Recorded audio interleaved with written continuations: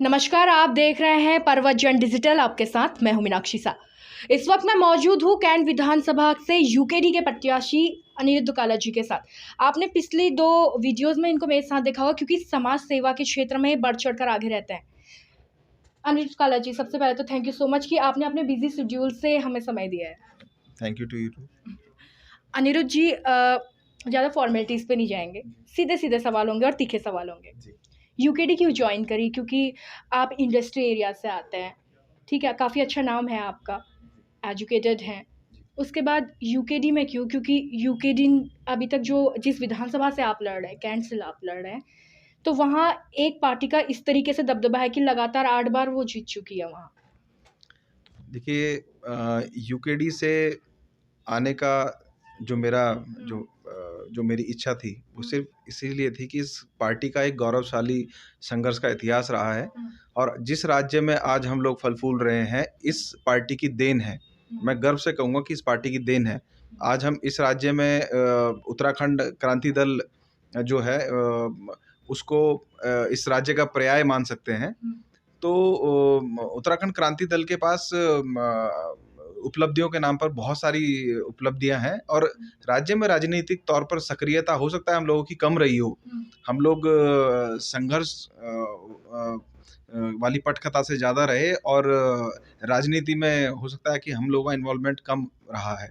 लेकिन जो अब दूसरी पीढ़ी है जिसमें कि मैं खुद को मानता हूँ कि मैं कार्यकर्ता के तौर पर इस पार्टी से जुड़ा हूँ, तो इस पार्टी को हम इस राज्य की राजनीति में इस तरह से सम्मिलित करेंगे कि जो यहाँ के लोगों की जो सरोकार हैं, यहाँ की लोगों की जो परेशानियां हैं वो हम समझ सकें और हमें इसके लिए कहीं दिल्ली आला कमान या दिल्ली हाई कमान सेंटर से बात करने की ज़रूरत नहीं है। और उससे भी अच्छी जो सबसे अच्छी बात सुंदरता इस पार्टी की है वो ये है, इस पार्टी का कोई मालिक नहीं है। इस पार्टी में आप ये नहीं कह सकते कि दिल्ली वाली पार्टियों की तरह की कोई एक कमांड पे पार्टी चल रही है। ये लोगों से जुड़ी हुई पार्टी है, लोगों की भावना से जुड़ी हुई पार्टी है। और जहाँ तक कि आपने बात कही कि कैंट को आपने एक बड़ा किले का नाम दे दिया, तो हॉट सीट तो है ना? नहीं, हॉट सीट जरूर है और राज्य की मैं मानता हूँ हर विधानसभा एक हॉट सीट है। ऐसा नहीं है कि देहरादून कैंट में कोई इतने समय तक लोगों ने उनको अगर अपना जनप्रतिनिधि चुना और उन लोगों की जो जनभावनाओं का सम्मान नहीं हुआ तो वो सीट आगे भी चलती रहेगी। जनतंत्र में हॉट सीट होती है जनतंत्र और लोकतंत्र के द्वारा, लोगों द्वारा चुना गया जो प्रतिनिधि होता है वो उस जनतंत्र में उस क्षेत्र का प्रतिनिधित्व करता है, जो कि जनता ने बहुत लंबे समय दिए। 40 साल से एक आदमी वहां पर जमा हुआ है और किसका उस आदमी ने विकास किया है सारी दुनिया जानती है। मैं कभी किसी के ऊपर व्यक्तिगत तौर पर छिटाकशी करना पसंद नहीं करता, ना मेरी ऐसी कोई भावना रहती है। लेकिन जब मैं देखता हूँ कि क्या उस क्षेत्र में और कोई जनप्रतिनिधि पनपने ही नहीं दिया गया, एक संगठन के द्वारा, एक संगठन ने ही अपने एक आदमी को इतना बड़ा और इतना जाइंट जिसे कहेंगे बना दिया कि दूसरा कोई प्रतिनिधि नहीं वहाँ पे। अब तो उनके बेटे भी आ रहे हैं। नहीं, अब ये तो खैर राष्ट्रीय पार्टियों का दुर्भाग्य है कि वो परिवारवाद को लेकर के चलते हैं। और सुबह में एक अखबार में टैगलाइन पढ़ रही थी जिसमें लिखा हुआ था, भारतीय जनता पार्टी वंशवाद को आगे नहीं बढ़ने देगी। तो ये भी तो एक तरीके से वंशवादी हुआ, सिर्फ कांग्रेस को तो इस पे टारगेट नहीं हुआ। आप चप्पे चप्पे पे वंशवाद छपा हुआ देख सकते हैं कि कौन किसके लिए टिकट मांग रहा है और हक से मांग रहा है। उस कार्यकर्ता को, भाई अगर आप वंशवाद मानते हैं तो उस कार्यकर्ता को आपको टिकट देना ही नहीं चाहिए। कार्यकर्ता उसको कहेंगे जो जनता के बीच रहा है। भाई किसी का पिता विधायक रहा है तो ये जरूरत है ना पुत्र भी विधायक रहेगा। किसने कहा है? तो जनता निर्धारित करेगी ना वहां पर। तो जनता वहां पर बहुत परेशान है, लोग तरसते हैं। इसी वजह से मैं इस राजनीति में आपने कहा ना कि व्यवसाय से क्यों मैं राजनीति की तरफ डाइवर्ट हुआ। राजनीति की तरफ डाइवर्ट होना पड़ेगा युवा को। ये बात समझनी पड़ेगी कि जिनको हम सिंहासन पे बैठा देते हैं वो राजा बन जाते हैं और जनसेवक और जनसेवा को भूल जाते हैं। तो कहीं ना कहीं तो हम लोगों को आना पड़ेगा। कहीं ना कहीं अगर इस राज्य को उसकी दिशा की तरफ ले जाना है और क्षेत्रीय दल जो है उसके लिए बहुत ज़रूरी है, क्योंकि आपको कहीं ना कहीं टांग अपने हाथ में पकड़ के रखनी पड़ेगी। प्रतिनिधि भागे तो ना, कम से कम उसको पकड़े तो। उसके आका जो है जनता होनी चाहिए, उसके आका दिल्ली नहीं होने चाहिए। ठीक है अनिरुद्ध जी, आपके लिए राजनीति क्या है? क्योंकि सबका दृष्टिकोण अलग होता है। राजनेता राजनीति में आता है तो किसी का होता है कि जनता के ऊपर राज करने की नीति, किसी के लिए होता है कि जनता राज करे, ये नीति। आपके लिए कौन-सी है राजनीति? देखिए, लोकतंत्र में तो राजनीति की परिभाषा जो परिभाषित की गई थी वो ये थी कि जनता द्वारा, जनता का जनता के लिए, जनता में से चुना हुआ आदमी, ठीक है। तो जमीनी तौर पे कुछ नहीं है। नहीं, अगर जनता की राजनीति ना होती तो ये बाईपास करके और किसी एग्जामिनेशन के थ्रू नेता रख दिए जाते। लोग क्यों चुनते हैं? लोग इसलिए चुनते हैं कि जनता के लिए उनके बीच में से कोई उनका प्रतिनिधि चुना जाए। लेकिन यहाँ तो विचारधारा ही बदलती जा रही है। अपने आप को एक तरह से मतलब राजा से ऊपर की पदवी में लोग समझने लगे हैं और अपना मतलब हजारों करोड़ों, मतलब मेरे हिसाब से तो करोड़ों को तो कुछ यहाँ के प्रतिनिधि मानते ही नहीं है। किसके पास कितनी अकूत संपत्ति है आप ढूंढ लीजिए उत्तराखंड में। इस राज्य का दुर्भाग्य है कि यहाँ के जनप्रतिनिधि करोड़ों अरबों रुपए के मालिक बने बैठे हैं और वो जनता जो भूखी है, जो पहाड़ की भी जनता है, जो पलायन से ग्रसित है, इस शहर में आके इस दबाव में रह रही है, इस जनसंख्या के विस्फोट के बीच रह रही है, मजबूरन 2 रोटी और पेट पालने को। तो जनप्रतिनिधि ने जो किया है वो तो सबके सामने है, लेकिन समय बदलाव का है। लोग समझ रहे हैं, बहुत त्रस्त हैं लोग। और उत्तराखंड क्रांति दल क्योंकि उस आंदोलन से जुड़ा रहा है जिसने इस राज्य को बनाने में महत्वपूर्ण योगदान दिया है।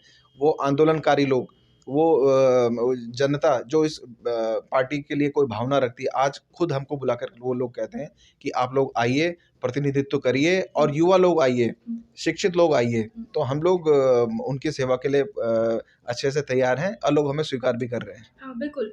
हरवंश कपूर जी की विधानसभा है, वो विधायक है वहाँ पर के अभी फ़िलहाल के टाइम पे। बीते कुछ समय मैंने भी वहाँ के ग्राउंड रिपोर्ट की थी। आपने भी कई सारी चीज़, मैंने आपकी काफ़ी वीडियोज़ देखी थी कि आपने काफ़ी चीज़ें वहाँ से एक्सप्लोर की थी और दिखाया था। अव्यवस्थाएँ काफ़ी है वहाँ पर। जैसे अगर देखो, लोगों के घर में पानी चला जाता है, स्कूल्स बने हुए नहीं हैं, आंगनबाड़ी की तो दुर्दशा हमने भी दिखाई थी, उस दिन आप साथ में ही थे। ऐसी कई सारी अव्यवस्थाएँ वहाँ पर है। फिर भी लोग किस आधार पे उनको वोट कर रहे हैं? क्या सच में वहाँ के जो लोकलाइज़ लोग हैं वो वोट कर रहे हैं, या फिर वहाँ भी कुछ अलग सी एक ट्रंचिंग ग्राउंड में जिस तरीके की वोट बैंक की राजनीति चल रही थी, उस तरीके की राजनीति वहाँ भी पनप रही है? देखिए, पहले तो मैं उसके लिए आपको बहुत-बहुत धन्यवाद कहूँगा कि मैंने आपसे रिक्वेस्ट करी, वरना तो कई जगह तो इतना बुरा माहौल है कि आप कितनी भी रिक्वेस्ट करें, कितने भी लेटर सरकार प्रशासन को लिख दें, लोग नहीं सुनते हैं। तो हमने मीडिया के माध्यम से कोशिश करी थी कि जो समस्याएँ मैं खुद देख रहा हूँ वहाँ पर, इतने साल से प्रतिनिधि, 40 साल कोई छोटा समय नहीं होता। कैंट विधानसभा तो स्मार्ट सिटी बन जानी चाहिए थी अब तक। बिल्कुल। कोई समस्या होनी नहीं चाहिए थी। रोज वहाँ पानी आए, नालों में बाढ़ आती है और रोज वहाँ पर घर टूटते हैं, रोज वहाँ बीमारियाँ फैलती हैं। स्कूल की आप हालत आपको मैंने दिखाई दी थी। उस स्कूल में जो मैंने आपसे रिक्वेस्ट करी थी आने के लिए, उसका पर्पज़ ये था कि मेरा खुद दिल इतना दुखी हुआ था, मेरी आत्मा इतनी दुखी हुई थी कि उस छोटे-छोटे बच्चे ऐसी बिल्डिंग के नीचे बैठे हैं जो कभी भी गिर सकती है। क्या इसके लिए राज्य बना था ये? इसके लिए हम लोगों ने इसके लिए संघर्ष किया था कि किसी प्रतिनिधि को इतने लंबे टाइम तक हम बैठा देंगे और वो कभी झांकने ही नहीं आएगा। वो झांकने तो सिर्फ वहीं जाएंगे ना जहाँ से वोट मिलेगा। तो लोगों को इस बात को भी समझना होगा कि जनप्रतिनिधि को पकड़कर पूछा जाए कि क्या ये सुविधाएं, जिन सुविधाओं के साथ हम रह रहे हैं, तुम रह सकते हो क्या? आप उस स्कूल में अपने बच्चों को पढ़ाइए। मैंने उस दिन भी रिक्वेस्ट की थी, आप पढ़ाओ ना अपने बच्चों को, अपने रिश्तेदारों को, सबको कहो कि आप उस स्कूल में एडमिशन लो जिसकी छत गिरने वाली है, जिसमें खाने को व्यवस्था नहीं है, जिसमें टॉयलेट एक चादर का कपड़ा लगाकर लोगों को छोड़ दी गई। पानी की हालत ऐसी स्थिति है भाई, देखिए आप किसी भी तरीके से वहाँ पर जो विकास हुआ है, जो गली मोहल्ले वहाँ डेवलप हुए हैं, उनको मेंटेन करने की जिम्मेदारी आपके नगर निगम की है। आप जनप्रतिनिधि, आप विधायक हैं, सरकार आपकी है, तो आपका नगर निगम से लेकर के वार्ड, नगर निगम, विधानसभा, राज्य में सरकार, केंद्र में सरकार, तो अब क्या चाहिए भाई आपको? अब कौन सा आपको जादू की छड़ी चाहिए, या आपको कोई अलादीन वाला चिराग चाहिए जिसको आप रगड़ेंगे और एक दिन में विधानसभा परिवर्तित हो जाएगी और एक नई स्मार्ट सिटी में चेंज हो जाएगी? आप कर ही नहीं पा रहे हैं, आप फेल हैं। इसका मतलब जनता क्यों पसंद कर रही है उन्हें? देखिए, विकल्प का ना होना भी कई बार एक ऐसे व्यक्ति के चुनाव के लिए जनता को मजबूर कर देता है, क्योंकि हमारा जो हमें संवैधानिक हक मिला है, महादान, जिसको हम मतदान कहते हैं, तो उस दिन जब हमारे पास विकल्प खड़ा नहीं होता तो यही हालत होती है। तो इस बार विकल्प खड़ा है, उत्तराखंड क्रांति दल मजबूती से खड़ा है और ये आपका जो सामने एक प्रतिनिधि और कार्यकर्ता के तौर पर अनिरुद्ध काला खड़ा है, लोगों की सेवा करने के लिए वह प्रतिबद्ध है और हम करके देंगे। अच्छा, अनिरुद्ध काला जी, आपने अभी विकल्प की बात की, तो कैंट में अभी बहुत सारे विकल्प चल रहे हैं, जैसे वैभव वालिया काफ़ी बड़ा नाम बन के आ रहा है क्योंकि उनके पोस्टर्स देखने को मिल रहे हैं। इसके अलावा कपूर साहब के बेटे खुद। लेकिन एक चीज़ इनमें देखने को मिली कि जब ये लोगों के एडवर्टीजमेंट आ रहे हैं या जगह जगह पे इनके होल्डर्स, बैनर्स जब दिखाई दे रहे हैं, साथ में इनकी डिग्री दिखाई दे रही है, तो सवाल आप पे भी बनता है कि आपके पास क्या डिग्री है, आपकी शिक्षा क्या है? क्योंकि मैंने ये देखा कि कैंट में शिक्षा का बड़ा महत्व है, चाहे वहाँ स्कूलों की हालत जो भी हो। एक हमारे यहाँ कहावत है, मैं अपने गांव की कहावत बताऊंगा कि यक तो बैल भी ग्रेजुएट हूँ। मतलब कि हमारे यहाँ गांव में कहावत कि यहाँ तो बैल भी ग्रेजुएट हो, ठीक है। तो उस परमपिता की और अपने पितरों की कृपा की वजह से मैं भी इंजीनियरिंग में ऑनर्स के साथ इंजीनियरिंग मैंने की है। उसके बाद मैंने MBA किया और राष्ट्रीय महत्व के संस्थानों से किया है। XLRI जमशेदपुर से मैं पढ़ा हूँ।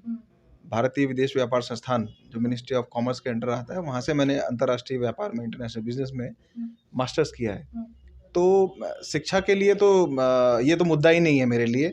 मेरे लिए सबसे बड़ा जो इस शिक्षा का मैं इस्तेमाल करूँगा जनता की सेवा के लिए, लेकिन मेरा जो मुद्दा है वो ये है कि युवा के हाथ में कमान आनी चाहिए। आपने सेंटर ऑफ द अट्रैक्शन आजकल यही बना हुआ है, कोई अपने नीचे MBA लिख ले रहा है, कोई जो डिग्री जिसके पास है वो अपनी डिग्री लिख ले रहा है। आपको नहीं लगता कि आपको भी अपनी डिग्री लिखनी चाहिए, साथ में अपने इंस्टीट्यूट का नाम लिखना चाहिए? आप रिक्वेस्ट करेंगे मैं लिख दूंगा, इंजीनियर अनिरुद्ध काला MBA वाला।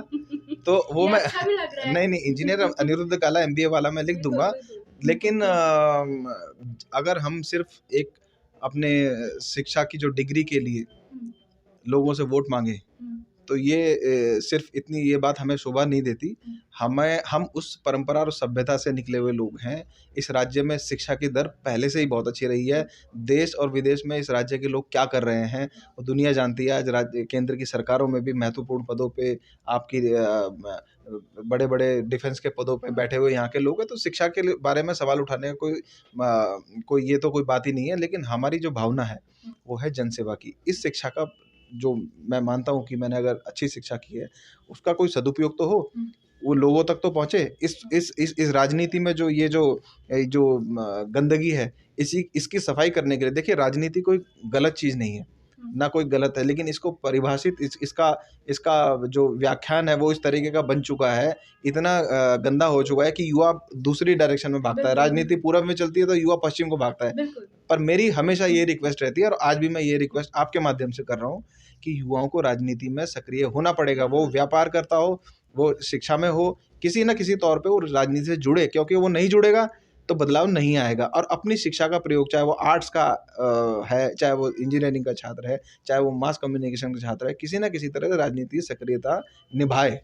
बिल्कुल अनिरुद्ध जी, यहाँ पर मुझे ना एक नायक फिल्म थी, वो भी ऐसी राजनीति से जुड़ी हुई पिक्चर थी। उसका एक डायलॉग याद आ गया था।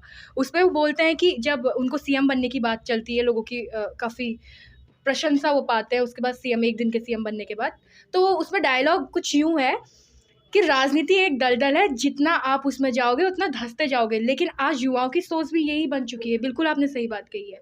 तो युवाओं को किस तरीके से राजनीति में आना चाहिए, क्यों आना चाहिए? क्योंकि राजनीति में भरोसा भी तो नहीं है ना कि हाँ आप जीतने वाले हैं। इस तरीके का भी तो बहुत कुछ है। इसे दलदल किसने बनाया? राजनीति होती क्या थी? राजनीति होती थी सेवा की नीति, लोगों को सेवा, एक राज करने के लिए जो नीति बनी हुई थी उसका जो सीधा सीधा परिप्रेक्ष्य था वो था सेवा नीति। लेकिन इसको दलदल बनाया किसने? इसको दलदल बनाया उन अरबपति धनाढ्य लोगों ने जो अपने घर से खाली फोकट की जेब लेके निकले थे और आज अरब खरबपति हैं। ना उनके पास शिक्षा थी, अनपढ़ नेता, घर से बेघर नेता, ठीक है, और ऐसे क्रांतिकारी कि जिन्होंने राजनीति में कदम सिर्फ पैसा कमाने के लिए रखा, तो उन लोगों ने इस राजनीति को कीचड़ बनाया। तो हम तो सीधे सी बात करते हैं कि आप उस कीचड़ की तरफ मत जाओ और एक नया मैदान बनाओ और एक शुद्ध नदी बनाओ जिसमें बहाव उस पानी का हो जो बिल्कुल साफ हो। तो युवा आए, उस राजनीति में जुड़े। ऐसा नहीं है कि हर जगह गंदगी है, और गंदगी है तो एक साफ जगह, जब आप कहीं गंदी जगह होती है तो आप खड़े नहीं होते ना वहाँ पर, आप साफ जगह पे जाके खड़े होते हैं ना। अगर साफ जगह नहीं है तो आप उसको पोंछ के साफ करते हो, बैठने की जगह बनाते हो, तो पोंछ के साफ करो ना। जाओ अपना योगदान दो, उसको जगह को साफ करो और बैठो वहां पर जाकर के। तो मैं भी उसी नीति के तहत, उसी सोच की तहत राजनीति में आया हूँ और मैं छोड़ूंगा नहीं। मैं आया हूँ, मैं बहुत लंबे समय की सोच लेकर के आया हूँ और मैं इस राज्य की सेवा करता रहूंगा। इसी सोच से मैं इस राज्य में टिका हुआ हूँ, वरना कॉर्पोरेट जॉब्स और विदेश में जाने के लिए क्या अवसर मुझे नहीं मिले होंगे, बहुत मिले, लेकिन मैं नहीं जाऊंगा, इस राज्य की सेवा करूंगा और करने के लिए कूद चुका हूँ। ठीक है, तो अब आप अगर सेवा करने के लिए कूद चुके हैं तो आपके लिए ये सवाल तो बिल्कुल बनता है कि आप यूकेडी से आए हैं, सबको पता चल चुका है, लेकिन अब लोग आपको वोट क्यों करें? देखिए, जब कोई आदमी बहुत ज़्यादा परेशान होता है, चाहे वो बीमारी से ग्रसित है तो डॉक्टर के पास जाएगा, भूख से ग्रसित है तो कहीं खाना जहाँ मिल रहा होगा वहाँ जाएगा।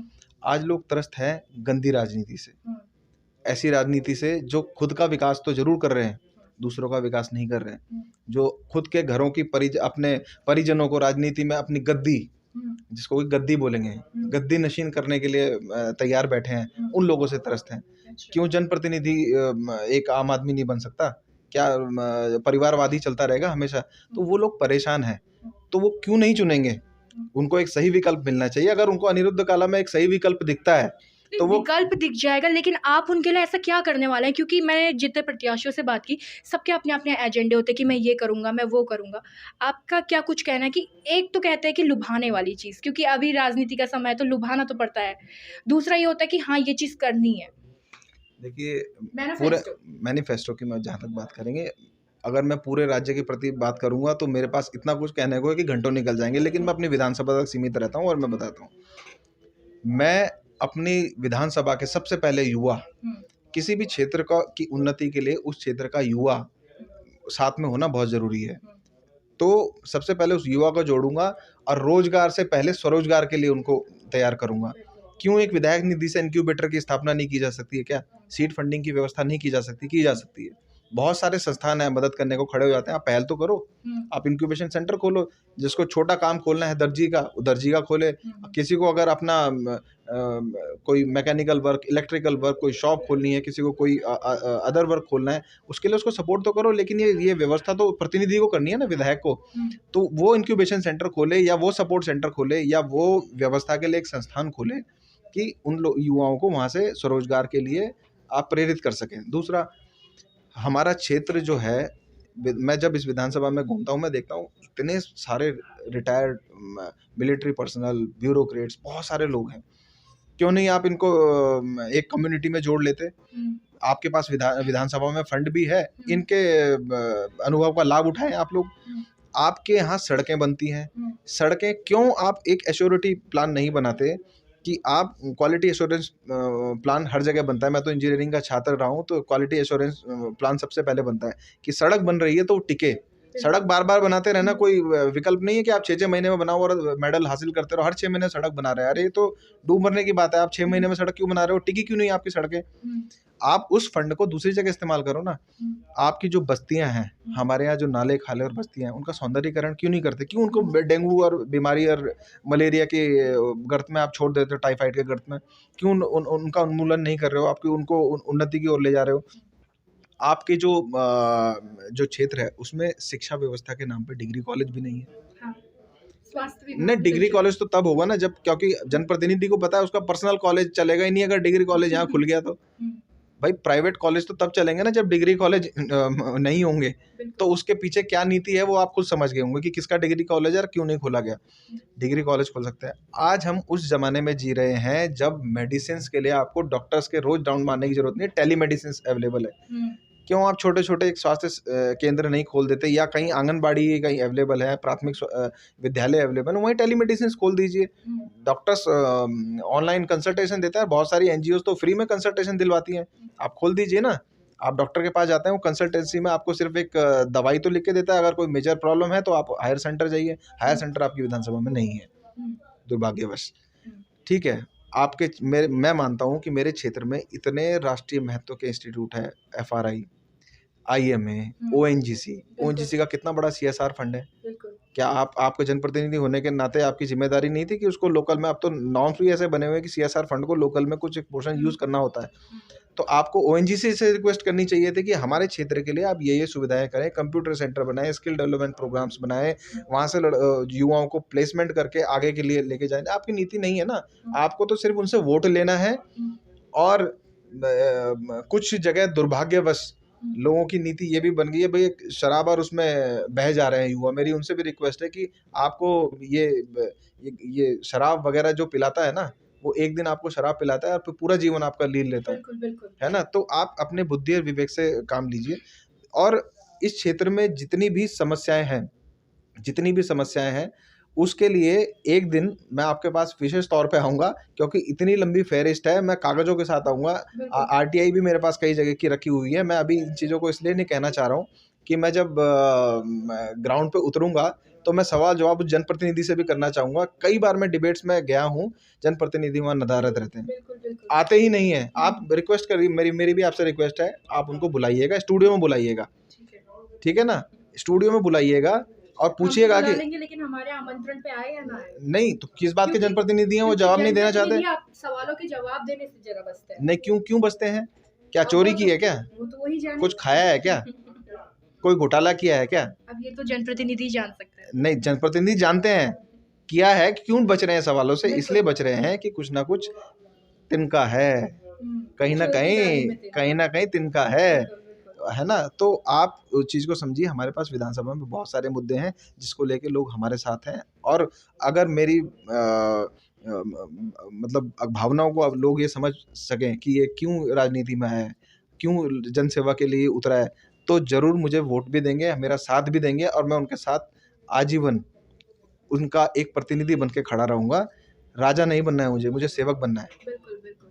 अच्छा, विधायक फंड जैसी भी बहुत सारी चीज़ें होती है, विधायक निधि होती है ना, उस पे आपकी पारदर्शिता रहेगी, क्योंकि विधायकों का तो पता नहीं रहता कि फंड्स कितना आ रहा है विधानसभा के लिए और वो कहाँ पर इस्तेमाल किया जा रहा है। अभी यही सारे मुद्दे लेके मैं बहुत अलग अलग विधानसभा में गई थी, लेकिन फंड का अता पता ठिकाना कुछ नहीं। तो आपके क्या जनता के साथ पारदर्शिता रहेगी? मैंने अभी भी जो लोगों के पास जो अपनी बात पहुंचाई है, एक मैनिफेस्टो टाइप का भी मैंने लोगों के पास भेजा है, सजेशन भी मांगे हैं। उसमें मैंने रिटर्न में ये लिखा हुआ है कि हम हर वार्ड में, मैं विधानसभा की बात नहीं कर रहा हूँ, मेरी विधानसभा में जितने वार्ड हैं उतने वार्ड में एक विधायक संपर्क केंद्र खोलेंगे। विधायक संपर्क केंद्र में उसको हम सीएससी की तरह, कॉमन सर्विस सेंटर जैसा होता है, ऐसा डेवलप करेंगे और वहाँ विधायक निधि का सारा लेखा जोखा अवेलेबल होगा।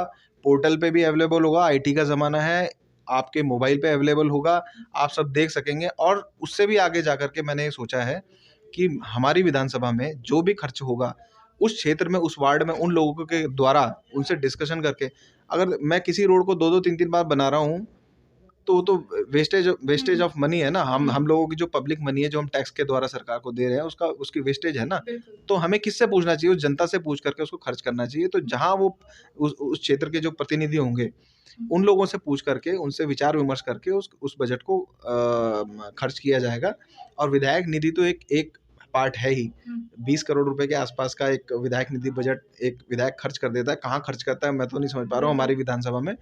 लेकिन उसके अलावा भी सरकार की बहुत सारी स्कीम, पीडब्ल्यूडी के माध्यम से, जल संस्थान के माध्यम से, पेयजल के माध्यम से, समाज कल्याण के माध्यम से। समाज कल्याण तो कहाँ घोटाले हो रहे हैं वो दुनिया जानती है। समाज कल्याण के माध्यम से और बहुत सारे विभागों के माध्यम से और भी पैसा खर्च होता है विधायक निधि के अलावा। ऐसा नहीं है कि विधायक निधि से ही पूरी विधानसभा चलती है। वहाँ पे जो जनसंख्या रहती है उसके लिए सरकारी स्कीमें आती हैं। हाँ, विधायक उसमें इन्वॉल्व होता है। तो विधायक जो प्रतिनिधि है जब उसमें इन्वॉल्व होता है तो उस नीति को भी उन लोगों के साथ विचार विमर्श करके आगे बढ़ाए तो कोने कोने तक विधानसभा में विकास पहुंचेगा। ऐसा नहीं कि विधायक जी के घर के आसपास ही सारा विकास रहेगा और उसके कोने कोने में जब जाएंगे तो वहाँ पे आपको वैसे स्कूल दिखेंगे जैसे मैं आपको दिखा के लाया था। तो बिल्कुल ट्रांसपेरेंसी रहनी चाहिए और ये हर विधानसभा में होना चाहिए कि जनता के साथ ट्रांसपेरेंसी रहे। अच्छा, अब मेरा आखिरी सवाल है, यूकेडी से आप हैं, लेकिन आपने अभी टेक्नोलॉजी की बात की तो इसलिए मेरे दिमाग में ये सवाल आया, यूकेडी ने खुद को क्यों नहीं अपडेट किया? अभी तक उनके पोर्टल्स पे वो अपडेट नहीं दिखा। जैसे भाजपा का पोर्टल है, कांग्रेस का पोर्टल है, बहुत अपडेट है, लेकिन यूकेडी का पोर्टल अपडेट नहीं है। अब समय के साथ यूकेडी को भी अपडेट हो जाना चाहिए क्योंकि नए लोग आ गए, दूसरी पीढ़ी आ गई है। देखिए, मैं बोलूँगा, करत करत अभ्यास से जड़ मत हो सुजान, रस्सी आवत जात से सिल पर पड़त निशान। तो कोई भी दिन चीज़ जो होती है, कोई भी परिवर्तन एक दिन में आना संभव नहीं होता। हम चूके थे, लेकिन अब नहीं चूकेंगे। वो परिवर्तन जिसकी आप बात कर रहे हो, हमारा भी विचार विमर्श होता है, हम भी इसी इच्छा में हैं, लेकिन चुनावी समय है। सब लोग समझते हैं कि इस समय जनप्रतिनिधित्व और लोगों की जो भावना, लोगों का साथ लेना ज़रूरी है। ठीक है? उसके बाद हम लोग जाकर के लोगों से विचार विमर्श करेंगे कि हम क्या बदलाव ला सकते हैं और लाएँगे। इस पार्टी में बदलाव की अगर लहर ना आई होती और ये परिवर्तन ना हुआ होता, तो अनिरुद्ध काला जैसा एक छोटा-सा आदमी आपको इस पार्टी से लड़ता हुआ ना मिलता। तो परिवर्तन आ रहा है और अभी और बहुत सारी चीज़ें हमने सोची हैं, करेंगे धीरे-धीरे। तो आपने सुना कि परिवर्तन आ रहा है, उसी परिवर्तन से निकल के आए हैं अनिरुद्ध काला जी, जो कि यूकेडी से प्रत्याशी है कैंट विधानसभा के। अब देखने वाली बात ये होगी कि जो मैनिफेस्टो ये लेके आए हैं, जिस पारदर्शिता के बारे में ये बात कर रहे हैं या जिस डेवलपमेंट की ये बात कर रहे हैं, क्या ये डेवलपमेंट हो पाएगा? और जिस समय चुनावी दौर होता है, उस समय सबके मैनिफेस्टो खुलते हैं, क्या इनका मैनिफेस्टो अलग से जनता को लुभा पाएगा? तो ये तो आने वाले गर्भ में ही है, जो भविष्य है उसके गर्भ में है और आने वाले समय में ये सारी चीज़ें आपको पता चल जाएँगी। और तब तक आप देखते रहे प्रवचन डिजिटल, मीनाक्षी सा के साथ।